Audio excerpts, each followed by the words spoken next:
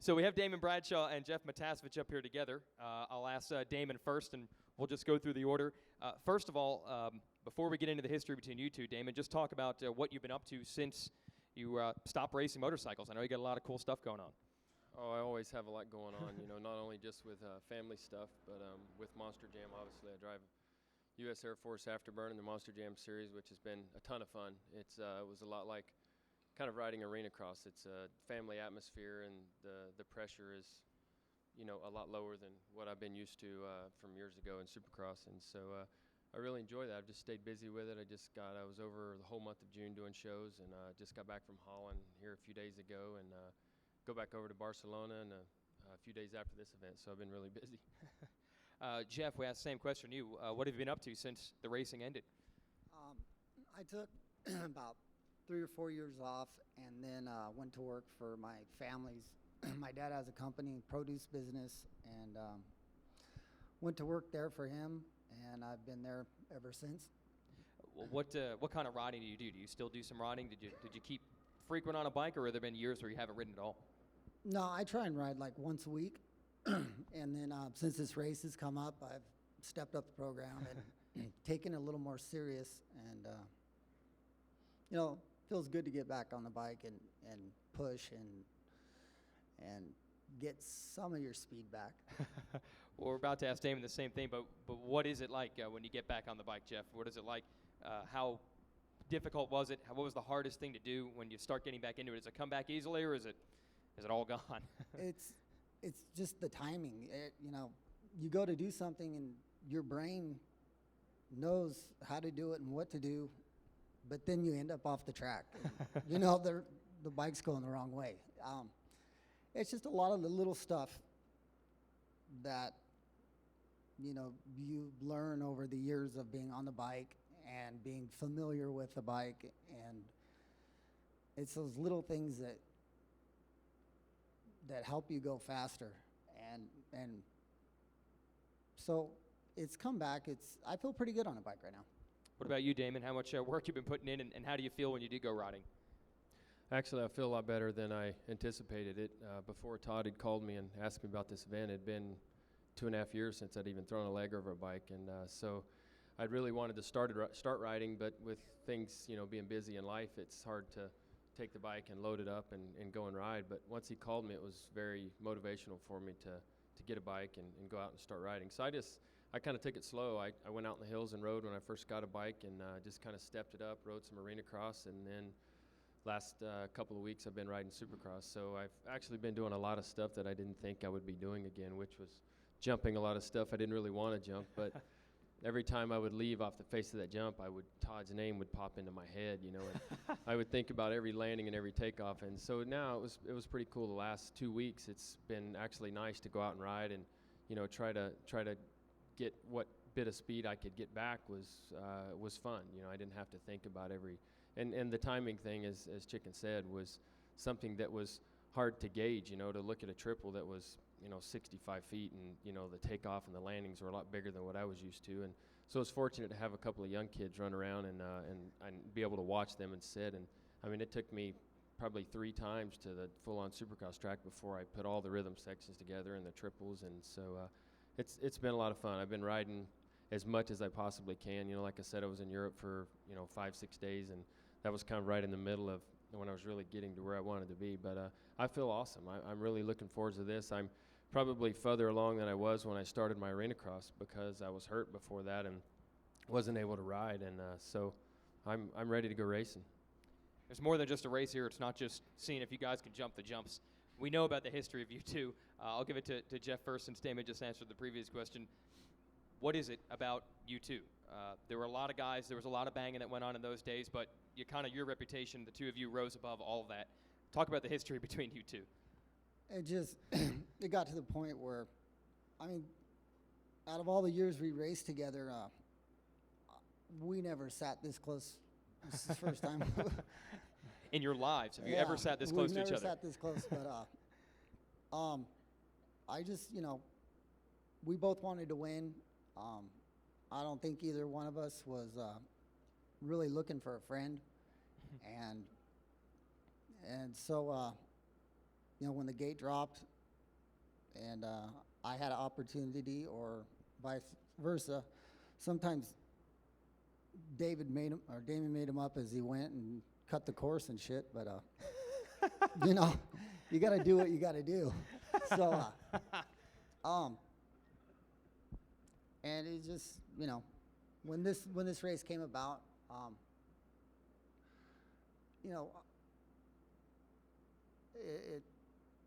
I'd probably be here watching, so might as well race and get a chance to race against with Damon again, and sounded all good to me. Damon, talk about how you see it from your side of the deal. What was it about you two that made this rivalry?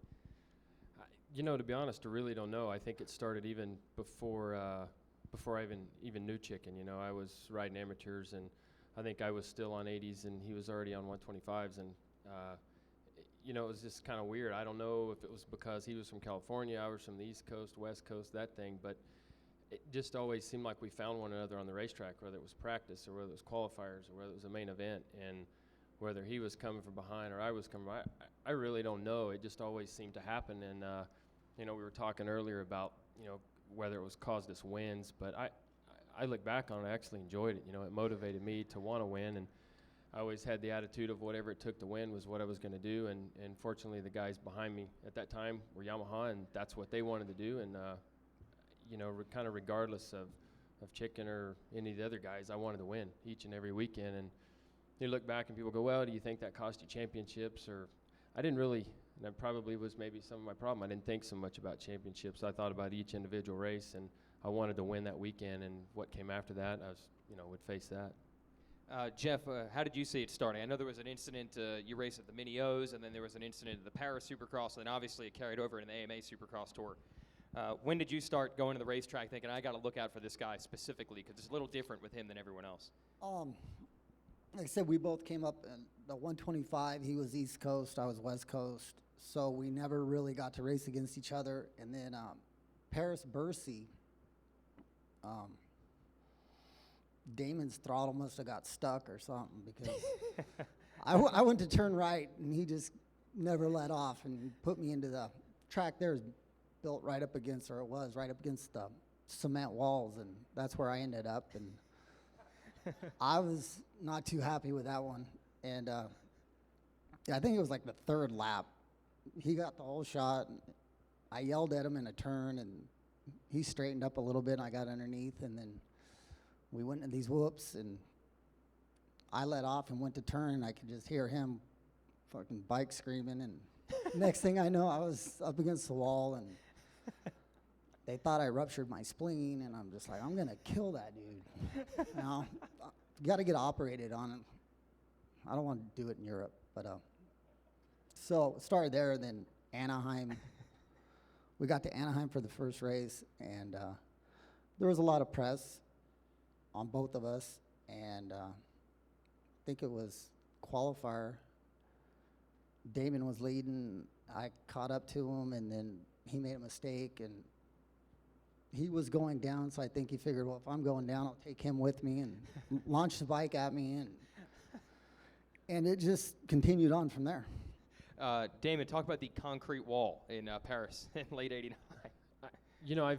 What I remember a lot about it was just the sound of it. I just remember coming into the corner, and then after that, I remember hearing the sound of, I guess, hopefully it was just Chicken's bike hitting the wall. But anyways, I do remember that one. And then the one at Anaheim, it's been, talked about for years. And you look at the video, and it actually does look like I took my bike and hopped it into him. But I was out of shape and off the back of the bike and had the thing taped. And, that's what happened. I mean, there was obviously deliberate times where anger took over that, I either got the best of the deal or he did. And there's so many of them, they all seem to run together. I mean, right now, my back's starting to sweat a little bit, and I'm starting to feel that from 15 years ago. So it's scary, I'm 36 years old, and here we are going back to battle. I can't believe I'm back in this building. It's, 8 or 9 years later from when I rode a four-stroke here for the first time. And again, like these guys already mentioned, to be in this venue and be a part of this whole ordeal, and the people that have been in this building is pretty impressive. It's pretty cool.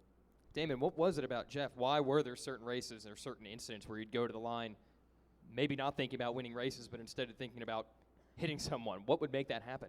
You know, it wasn't like I would go into that qualifier or go into that practice thinking, all right, it's, you know, me and Matiasevich again, because there was lots of guys on the racetrack. And again, it was just one of those things that that just seemed to happen. And I actually liked it. You know, it motivated me. And I always felt that Chicken was a little better starter than I was, so it always seemed like I was coming through the pack. And, you know, now all of a sudden I got to pass Chicken. And he was definitely one of the harder guys to pass. And, you know, the bike would end up being like he was riding one of those Boss Hog bikes. It's really wide, you know. So it was, I always tried to race against guys the way they raced me. And, I mean, we just had hell of a, you know, a battle, it seemed like every time. I don't really remember ever passing him very many times without ended up with pain on me or pain on him. Jeff, you certainly were, it wasn't just Damon. You definitely didn't shy away from contact if it needed to be done. So did you get motivated by these battles? If you wanted to bring it to you could bring it back to him? Definitely. I mean, that was, you know, during the week when you went home and you know, were tired or didn't feeling, you know, sick and you didn't feel like going out and getting on the bike, he definitely helped me get a little motivated, get out there and get on the bike. And, you know, like Damon said, when we passed each other, you better get away real quick because the guy's coming back at you, you know. And that was just, and like Damon was saying, it wasn't just, we weren't the only two on the track, but it was, I think, maybe a little more physical right in that little error where everybody, if you got past, you better get out of the way and get a little gap because the guy's going to come back in on you. And but then we took it maybe to another level. And how mad would you be? Like, I've heard there never actually turned into anything in the pits. There was never actually a fight that spilled off the racetrack, or was there times where people had to stop and get in between you guys because of it? there was quite a few of that. But like I said, me and Damon never, I don't recall ever even spending time in the same room with each other. I mean, you know, all the riders go to town for the race, and you always bump into somebody at a restaurant or something, and I don't know if he was good at hiding or I was good at hiding, but we never really ran into each other, and probably for the better for both of us that we didn't at that time. So, Damon, was it mostly just on the racetrack, or were there times where it almost spilled over in the pits or somewhere else? Oh, I think there was, you know, tempers rose after qualifiers and stuff, and you know, you look back and you think about it, and you wonder how it all happened, but it just kind of unveiled itself. You know, I think some people, you could look at it nowadays and think it was this act, but you know, the fans enjoyed it, and it was just it was the way I looked at racing. You know, I wanted to win, and I remember one distinctive, I think, was Atlanta Supercross. You know, we got into one another, and I don't remember who came out on the better end of the deal, but I remember being pissed about it and coming in, and I remember it kind of getting together a little bit on the start straight after it was over, and it wasn't even the main event, and so we still had the main event to go. But again, there was just so many, God, they ran together, and it's, you know, when this whole deal came together, I'm thinking, man, is this really going to be safe? You know, at first it was myself, Bale, and Stanton. I go, that'll be pretty fun to race with those guys, but this is going to be fun, but also it's going to be one of those things, it's going to be more of a battle, I think, than it would have even been with those guys. You know, it was almost like riding with those guys is going to be pretty cool, go out on a practice track and have some fun, but I don't think this is going to really be that way, to be honest with you. Yeah, it started with 4 of us, and it wasn't so bad, and then it narrowed down to just me and him, and I'm like, God damn, they want us to kill each other. Yeah, I'm thinking maybe there should be a cage down there instead of the dirt, really. At least a concrete wall or something, right? There's one particular incident I want to ask about that we'll open up to the press. Jeff, talk about Las Vegas 1992. That was at Sam Boyd Stadium where we hold the Supercross Series race. And Damon had a championship on the line, but you guys have gotten into it in the heat race there. And take us through a left-hand bowl turn where you guys kind of came unglued. I don't even know if we had the same qualifier. I don't remember that part. The main event was turned out Stanton was leading, I was second, and Damon was behind me, and I think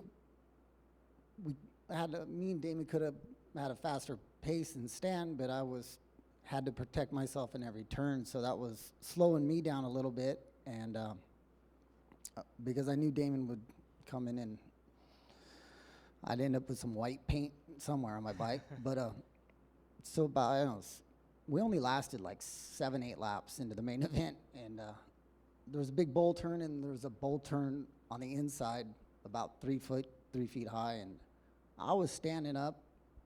It was a pretty safe place on the track, so I thought. And Damon just hit the inside line and just went straight, and probably the worst collision we had was that one. And I just, by the time I could focus and I wasn't seeing stars, I was just like, I don't know. I think I went to probably start swinging, but I couldn't even find you. I mean, we were like, it was an explosion.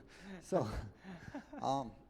and I don't know, you know, he was going for the championship, and I think that was, you know, one of those things where it was, we just really didn't like each other, and tempers ran high, and maybe some stupid mistakes were made, you know. Instead of getting championships, you know, we were knocking each other down. Take us through Vegas 92 and your perspective, Damon. I think, didn't you collide in the heat race too? I think so. If I remember, it was a right-hand sweeper, hard pack, slick, and I don't remember what place we're in, but I do remember us getting together there, and so that just kind of set the ground for the main event. And obviously, anger got the best of me in the race. You know, I was third, and I think he was right. You know, we're about halfway through, and I knew where I needed to be, and that was up front. It wasn't back there, you know, trying to get around chicken. And again, I don't even remember what the championship situation was, but I do remember not thinking that inside berm was as big as it was. I thought I could get over it and get into him and maybe make us both bobble a little, and I could come out on the better end of the deal, because it was harder than heck to pass on the track. And you know, I was looking for any shortcuts that I could find, and that was about the only one. And obviously, it didn't turn out very well. But you know, again, I remember going in there hot, and I'm thinking, all right, I'm going over the berm. I know he's going mock on the outside, because like you said, he was standing up. It was a big enough bowl turn, he could stand up, and you know, the berm was this tall, and so I just freaking think, all right, we'll just see what happens. And I just kind of pulled a Guy Cooper and thought I'd just go over it and hit him and hope for the best. That's the last time they raced in Vegas. I want to open it up to the press here. They have questions. Certainly, a lot of things to discuss about how this race is going to turn out. It's not just about 92, it's about 2008 as well. Steve Cox? What numbers did you guys choose to run for this event? I'll be riding number 8. I got 20. Hey guys, Russ Erb, Whole Shot Magazine. Looking at you guys, at your rivalry, how heated it was, and it's what, 15 years later, and we're still talking about it. It was such a big deal that we're bringing you back. And then you look at, let's say, Ryan Villapoto and Jason Lawrence. You see, Supercross is kind of trying to calm that down. It's like they don't want a rivalry like you guys had. What are your guys' thoughts on it? Do you think they should just let them ride out and trade paint and kick each other's butt like you guys did? Or should they slow it down and calm the racing? I think within perspective, you know, it needs that. I mean, I think that's what the fans want to see, and obviously those guys in the fans are what makes it all possible for us to be here. And I think they want to see that. I think the people enjoyed, you know, obviously what we had going, and it was not just, you know, me and Chicken again, like we said. I mean, I had rivalry with lots of guys, but I think within perspective, those guys need to be able to do that. I think it's a joke for somebody to come in there and rub, and you know, it's a part of racing. I mean, it's not like these guys are on rails or track, or they're going 180 miles an hour. You know, it definitely needs that within perspective. I mean, arena cross, I think at times, not so much when I was there, but before I was there, was out of hand. But I think Supercross needs that, and I think they need to let them be, you know, individuals. And I'm not saying, you know, I know a lot of these guys now are a lot better friends with one another than I ever was, but that was the way I like to go racing. I mean, I hated every last one of them and wanted them to know that, except for the guys on my team, but that's just what motivated me to win. I think, you know, you gotta bump and get in there and mess it up with people on the track. It's racing. That's what it is. It's racing, you know. And your chances of getting hurt, really, if someone comes in and slams you on the ground, is pretty minimal. You're not really gonna get hurt, and you know, crossing in the air over triples and stuff, that would really piss me off if a rider did that. Me and Damon, contact was always on the ground, and that's, to me, was part of racing. You know, you got to do it. Sometimes you got to move people out of the way. Do you guys still follow the sport, like, at all? I mean, you read magazines, do you watch it on TV, anything? I'm a big fan of the sport. I love coming to races and watching it. Like I said, if I wasn't racing this weekend, I'd probably be up in the stands. But opportunity presented itself, and it was, we're all racers. When you're a racer, it's in your blood. You're a racer, and like Langston was saying, he'll be sipping a cocktail up here. If you hand him a cocktail or a pair of goggles, I'm sure he'd grab the goggles and get out there. So I think motocross is a sport. I enjoy watching it, even if I'm not out there. I actually follow probably more so the highlights. It's when Supercross season's going on, I'm doing Monsters, and so we're in California. Those guys are in Anaheim. I'm in San Diego, so I really don't get to go to that many events. I've been to a few. Always like to come to Vegas or even the finals. But so following it a great deal, no. But I do catch the highlights and with the magazines and stuff that still come to my house. But I don't. For some reason, I don't have time to watch TV, so I don't catch a lot of it on TV. But what little bit I do, I read. I kind of keep up with it. Kenny Sargent with Speed Freaks. And Jeff, you said that back then you didn't like each other. Do you like each other now? We spoke once prior to this, so we ran into each other with at Glen Helen, and Roy Jansen was talking with Damon, and Roy said, "Hey, Chicken, come here." I didn't even really see Damon, and went to shake Roy's hand and looked, and I'm like, I didn't really have anything to say to him. It was just one of those things. We're older now, and we're not competitors, and, we're not beating each other up every weekend, but, I still haven't been asked to be the godfather of his children yet, so I don't know. We don't want to see it like a George Foreman and a Butterbean fight when Foreman was 50, and we don't want to see Greg Louganis come back in a Speedo and just tank it. Does this have any chance of being one of those fights where we just feel sorry for you guys out there on the track? There's always that possibility. I hope not. I've thought about that a lot coming into this event. Thinking there's only two of us, and most importantly for me, I want everybody to enjoy it, especially the people in the stands. I want it to come off well, and hopefully set the ground for something a little different for years to come. So I've been working as hard as I possibly can at it. I've been riding my butt off, and I feel good. But feeling good on the practice track and going racing is two different things. It's been, 8 years or something since I've been on the starting gate, and I know 5 laps is going to seem like 20, but I'm ready to tackle it, and I just hope he's worked as hard as I have. Is there pressure on you guys? We've built up the collisions, we built up the block passing so much. Is there pressure for you to do a little of that and not just race heads up? Because we're not talking about last year we had Huffman, Emig, and LaRocco, and they raced, and they were racers, but your reputation is a little bit different than just two guys that used to race. I think it's just going to unfold the way it happens. That's the way it was in the years with us racing, and again, we're considerably older than we used to be, and probably not as good as we once thought we were. I don't know how that saying goes, but that sounds pretty good. So it's just a matter of, I think, us going on the racetrack, and I think it's going to happen. Again, I go back to thinking, there's only two of us, but I think it'll be a good show.